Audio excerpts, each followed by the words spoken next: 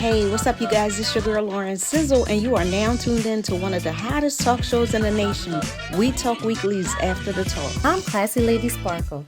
You want to binge listen to our shows? Follow the We Talk Weekly's podcast on iHeartRadio, iTunes, and Spreaker. What up, folks? This your boy, Charles Gregory. Make sure to follow us on all our socials at We Talk Weekly. Hey, y'all, it's your girl, Lily. So make sure you keep it locked to We Talk Weekly on 106.5 FM. Without further ado, we gotta go into the sizzle, man. You ready for the sizzle? Yeah, I was gonna say the sizzle in 10, but now it's the sizzle in 9. Nah, we gonna go. or 8. I'm running out of time. Nah, you good. Holla at us. All right, so WNBA star Britney Griner, she is back on U.S. soil after spending nearly 10 months in a Russian prison for traveling through a Moscow airport with vape cartridges containing hashish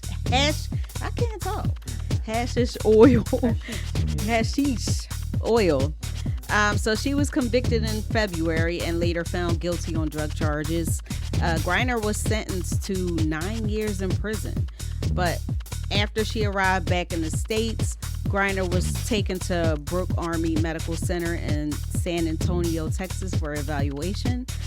She is said to be in good spirits. Griner's release was part of a negotiated prison exchange between the U.S. and Russia for Russian arms dealer Victor Bout. He is notoriously known as the Merchant of Death. Victor Bout is a Soviet military officer who was sentenced to 25 years in a U.S. prison for conspiring to kill Americans, delivery of anti-aircraft missiles, and aiding a terrorist organization. So I know people are like, why this swap with this person? But the swap, which took months of negotiations, is drawing a bit of backlash. Some Americans expressed mixed opinions about the negotiated prison swap because it did not include American detainee Paul Whelan. Whelan is a former Marine and U.S., Irish, British, and Canadian citizen who was detained at a Moscow hotel back in December 2018 by Russian authorities who accused him of being a spy. So in 2020, Whelan was convicted and sentenced to 16 years in prison. He has maintained his innocence, and the U.S. has called his conviction a wrongful conviction. So in a phone interview with CNN, Whelan said he is glad that Britney was released, and he understood that he was considered in a different category since Russia had labeled him as a spy. Whelan thought that things were headed in the right direction and he would be coming home soon, but unfortunately, when the U.S. tried to include Paul Whelan in the deal, the Russians would not release him unless a Russian spy that's being held in Germany was released. So the U.S. wasn't able to honor this request because that Russian spy that's being held in Germany is serving a life sentence for murder. So according to a source, the U.S. tried to make several other offers, but the Russians refused. And the Griner family did issue a statement saying that we sincerely thank you all for the kind words, thoughts, and prayers, including Paul and the Whelan family, who have been generous with their support for Britney and our family during what we know is a heartbreaking time. We pray for Paul and for the swift and safe return of all wrongfully detained Americans. And President Biden did say that the U.S. is not going to give up on Whelan. I can't do the sizzle without getting into this little whole mess. But that's right. GMA3 hosts TJ Holmes and Amy Robach, OMG. They have been caught up in an extremely messy affair, compromising their jobs at ABC's Good News America's lunchtime segment. So Amy and TJ, both of whom are legally married, they were taken off of air after Daily Mail broke the news on November 30th of their romantic relationship. Video footage surfaced from a private investigation, and it revealed that TJ and Amy were getting comfy and cozy at a bar. They were having drinks, riding together in a car, holding hands. They had a romantic getaway where TJ was seen slapping Amy on the butt as she was unloading some baggage from the trunk of the car. But after the news broke, TJ and Amy deactivated their social media accounts. TJ is married to attorney Marilee Fiebig, and he married her in 2010. And Amy has been married to actor Andrew Shue since 2010. But both claim that they separated from their spouses, although Andrew Shue scrubbed his socials free of Amy Robach. But when TJ and Amy returned to the show, they were not wearing wedding rings.